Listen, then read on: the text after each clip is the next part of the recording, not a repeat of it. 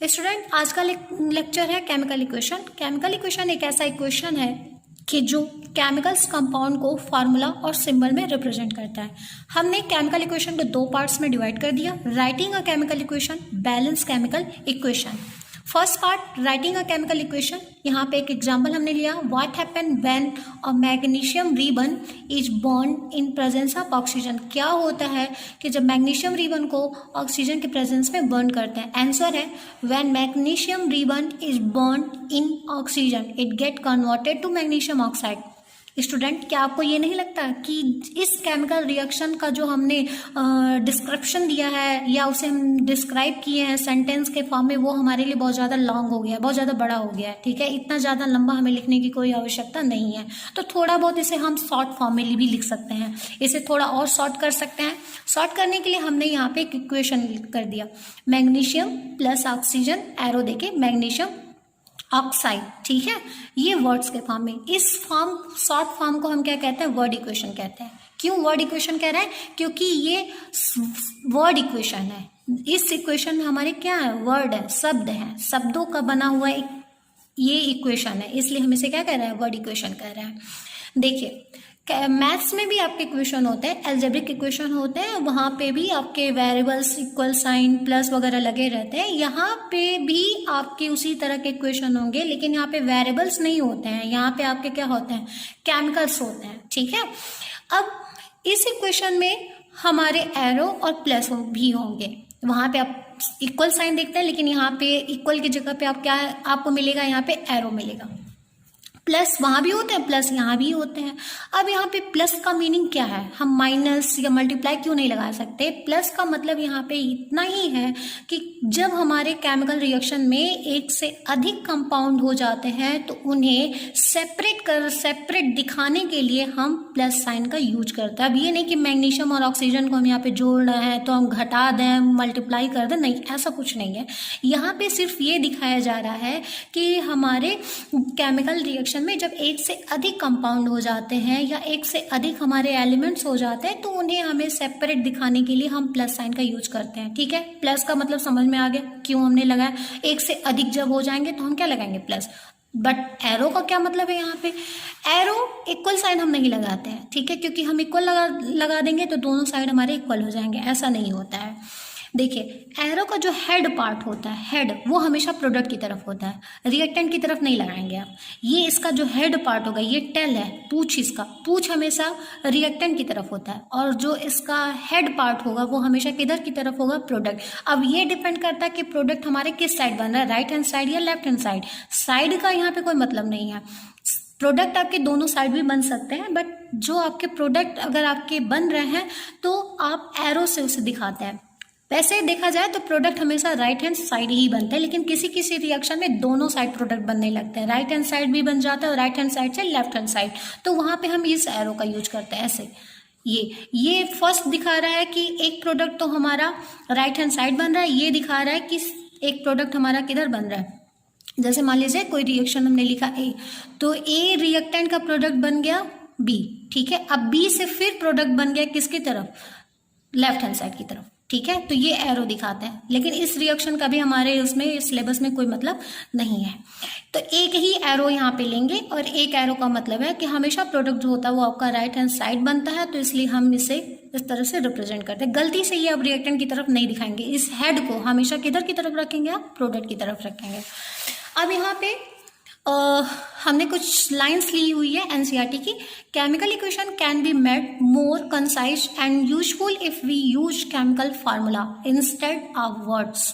A chemical equation represent a chemical reaction. मतलब क्या है कि अब देखिए, हम सेंटेंस से हमने इक्वेशन में चेंज किया, वर्ड इक्वेशन में चेंज किया, लेकिन अभी भी हमारे लिए ज़्यादा सूटेबल नहीं है, क्योंकि जो हमने इक्वेशन लिया थोड़ा तो छोटा तो हो गया, बट यहाँ पे वर्ड है, शब्द हैं, और शब्द हमारे लिए कभी अगर हम वर्ड्स को लिखते हैं तो स्पेलिंग मिस्टेक हो सकता है, बहुत ज़्यादा बड़े भी हो सकते हैं, थोड़ा और हमें छोटा चाहिए।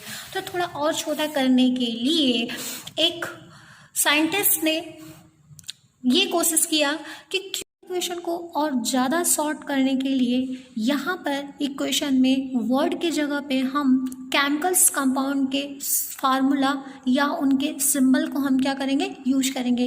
देख लीजिए, मैग्नीशियम जो है वो शब्द के फॉर्म में लिखा गया है, वर्ड्स के फॉर्म में लिखा गया है, तो यहाँ पे मैग्नीशियम का हम सिंबल यूज करेंगे Mg। ऑक्सीजन भी वर्ड में लिखा गया है, तो ये ऑक्सीजन का यहाँ पे सिंबल यूज करेंगे, O लिखेंगे, लेकिन ये मॉलिक्यूल के फॉर्म में रहता है इसलिए हम O2 लिखेंगे। यहाँ पे मैग्नीशियम ऑक्साइड वर्ड के फॉर्म में लिखा गया है ये कंपाउंड, तो यहाँ पे इस कंपाउंड का हम फार्मूला यूज करेंगे MgO।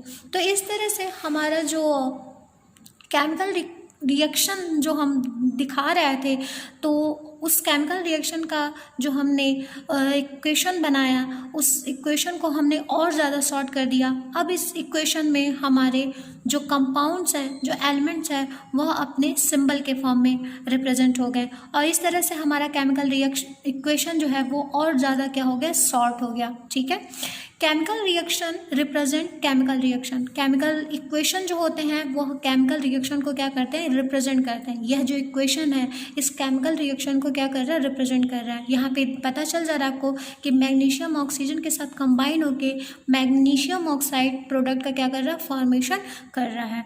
केमिकल इक्वेशन जो होते हैं वो केमिकल रिएक्शन के स्केलेटन होते हैं। जैसे हमारे बॉडी का स्केलेटन बोन हम कहते हैं, बोन के बिना हमारे बॉडी का कोई स्ट्रक्चर नहीं है, उसी तरह केमिकल इक्वेशन जो होते हैं वो केमिकल रिएक्शन के स्केलेटन है। बिना केमिकल इक्वेशन के केमिकल रिएक्शन का कोई भी फॉर्म नहीं है। अब हम सेकंड पार्ट की तरफ चलते हैं, balance chemical equation. Balance chemical equation, एक केमिकल इक्वेशन को बैलेंस करने से पहले हमें बैलेंसिंग के कंसेप्ट को समझना होगा। बैलेंसिंग का जो कंसेप्ट है वो law of conservation of mass पे बेस्ड है। According to law of conservation of mass can neither be created not destroyed in chemical reaction. Already आप क्लास 9 में ये जानते हैं, पढ़ भी चुके हैं कि law of conservation of mass के according mass can neither be created not destroyed in chemical reaction. ना तो मास को क्रिएट किया जा सकता है, ना ही डिस्ट्रॉयड किया जा सकता है। इसे और ज़्यादा समझने के लिए, total mass of element present in the product of chemical reaction has to be equal to the total mass of the element present in the reactant. Example के हेल्प से हम यहाँ पे समझेंगे। रिएक्टेंट में हमारे 4 टाइप के डिफरेंट एलिमेंट है, जिंक, हाइड्रोजन, सल्फर और ऑक्सीजन। देखिए, रिएक्टेंट में प्रेजेंट जो हमारे ये 4 टाइप के डिफरेंट एलिमेंट हैं, इनका जो टोटल मास होगा इन एलिमेंट का, वह इक्वल होगा प्रोडक्ट में प्रेजेंट जो भी एलिमेंट है। प्रोडक्ट में भी वही एलिमेंट है, जिंक, सल्फर, ऑक्सीजन और हाइड्रोजन। तो इनका जो टोटल मास होगा, ठीक है, वो टोटल मास रिएक्टेंट में प्रेजेंट एलिमेंट के टोटल मास के बराबर होगा। तो हमने यहाँ पे लिखा है total mass of element present in reactant equal to total mass of element present in product. ठीक है, समझ में आएगी तो आप पहले से जानते हैं, मुझे इसमें बहुत ज़्यादा समझाने की ज़रूरत नहीं है कि रिएक्टेंट में प्रेजेंट एलिमेंट का जो टोटल मास होगा वो इक्वल होगा प्रोडक्ट में प्रेजेंट एलिमेंट के टोटल मास के। और अगर नहीं समझ में आ रहा है तो एक एग्जांपल के हेल्प से और हम देख लेते हैं। यहाँ पे आपका एक इक्वेशन है, आयरन वाटर के साथ रिएक्ट करके प्रोडक्ट बना रहा है, आयरन ऑक्साइड और आपका हाइड्रोजन। ठीक है, यहाँ पे देखिए रिएक्टेंट में आपके 3 टाइप्स के एलिमेंट्स हैं, एक आयरन है, हाइड्रोजन है और एक आपके ऑक्सीजन है। यहाँ पे आयरन का हमने एटॉमिक मास ले लिया 55, हाइड्रोजन का यहाँ पे हमने लिया है 1, लेकिन यहाँ पे हाइड्रोजन हमारे 2 हैं, हाइड्रोजन एलिमेंट के 2 एटम है, तो इसलिए मास क्या हो गया, यहाँ पे 2 हो गया, और ऑक्सीजन 1 है। ठीक है, तो यहाँ पे 16, टोटल आपके आ गया 73। प्रोडक्ट में देखिए Fe3O4। ठीक है, हमारे आयरन एलिमेंट्स के 3 एटम है, तो इसलिए 55 से हम 3 का मल्टीप्लाई कर देंगे। ऑक्सीजन एलिमेंट के 4 एटम है, तो 4 से मल्टीप्लाई कर देंगे। हाइड्रोजन एलिमेंट के 2 एटम्स हैं, तो 2:1, यहाँ पे आ गए 231। अब यहाँ पे देखिए, हमने जो एलिमेंट का टोटल मास निकाला रिएक्टेंट का, प्रोडक्ट का, ये क्या दोनों इक्वल है एक दूसरे के? नहीं, इक्वल नहीं है। एक साइड हमारा 73 है, दूसरे साइड हमारा 231 है। तो क्या मतलब समझते हैं कि हमारे जो रिएक्टेंट के टोटल मास है वह मास हमारे इक्वल होने चाहिए किसके? प्रोडक्ट के। ठीक है, तो यही हमारा क्या कहता है, लॉ कंजर्वेशन ऑफ मास कहता है, लॉ ऑफ कंजर्वेशन ऑफ मास हमारा यही कहता है। लेकिन कि ये जो इक्वेशन है यह लॉ ऑफ कंजर्वेशन ऑफ मास को फॉलो नहीं कर रहा है।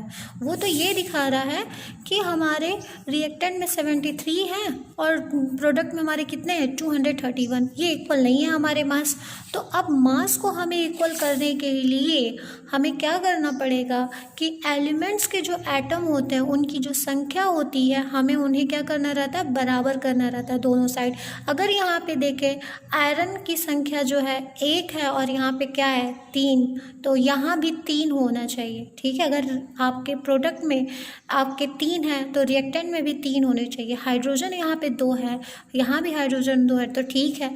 ऑक्सीजन यहाँ पे 1 है, यहाँ पे ऑक्सीजन आपके क्या है 4 है। तो हमें बैलेंस करने के लिए केमिकल इक्वेशन को क्या करना रहता है कि केमिकल इक्वेशन में प्रेजेंट एलिमेंट्स के जो एटम्स होते हैं उनकी संख्या को क्या करना है, हमें बैलेंस करना है, ठीक है।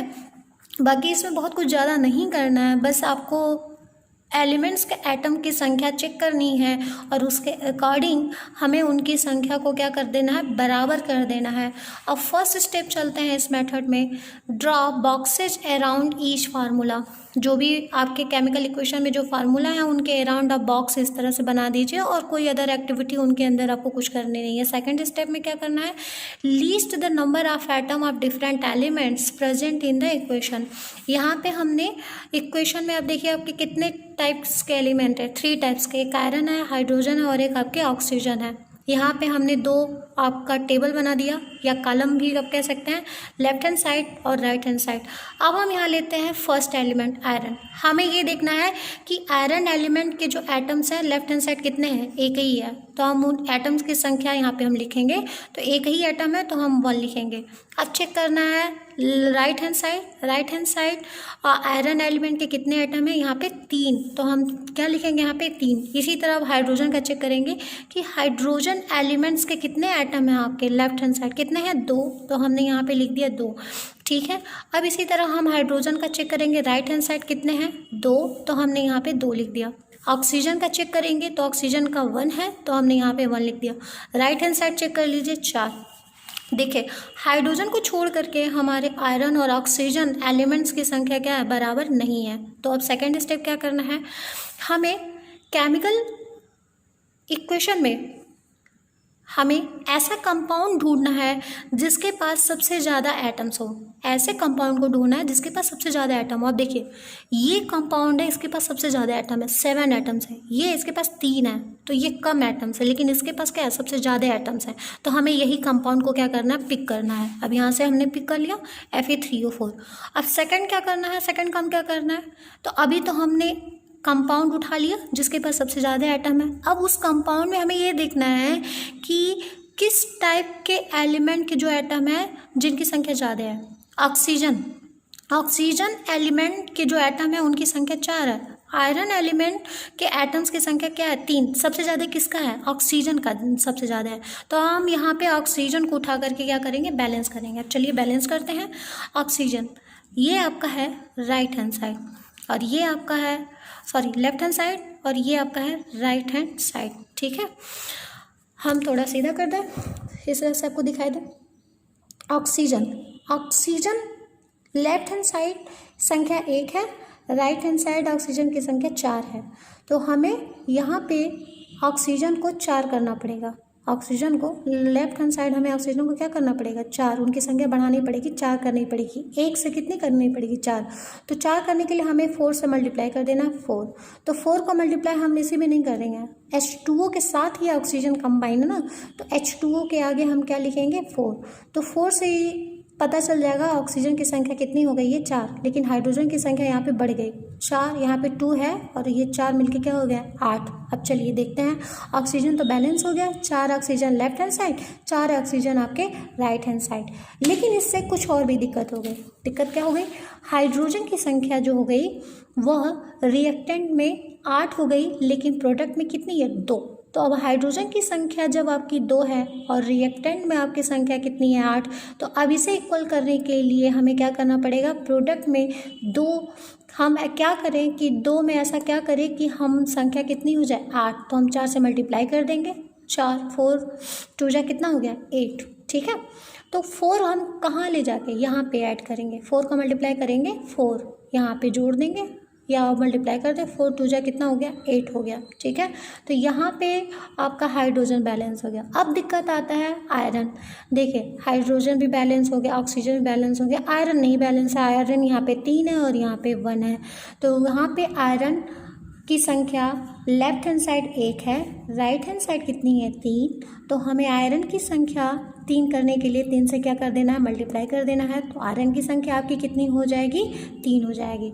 तो ये हम आयरन के आगे लिख देंगे 3। तो जो ये नंबर हम लिखते हैं ना बैलेंस करने के लिए, ये हमेशा आपके एलिमेंट या कंपाउंड के आगे होना चाहिए कि बीच में ले जाके नहीं घुसा देंगे कि बीच में 4 लिखना तो 4 में घुसा दें यहाँ पे ऑक्सीजन, नहीं, ये हमेशा ये नंबर कंपाउंड्स के हमेशा आगे होने चाहिए। और ये दिखा रहे जैसे 4, तो ये 4 सिर्फ ऑक्सीजन के लिए ही नहीं, ये हाइड्रोजन के लिए भी। जब H2O के आगे लग गया तो ये हाइड्रोजन के लिए भी हो गया 4। ऑलरेडी यहाँ पे 2 एटम है और 4 मल्टीप्लाई कर रहा है तो 8 हो गया। ऑक्सीजन यहाँ पे 1 है तो ऑक्सीजन की संख्या हो गई 4। यहाँ पे आयरन आपके 3 है, ऑक्सीजन आपके 4। हाइड्रोजन आपका ऑलरेडी 2 था, हम इसे 8 करने के लिए हमने यहाँ पे 4 यहाँ पे लगा दिया है 4।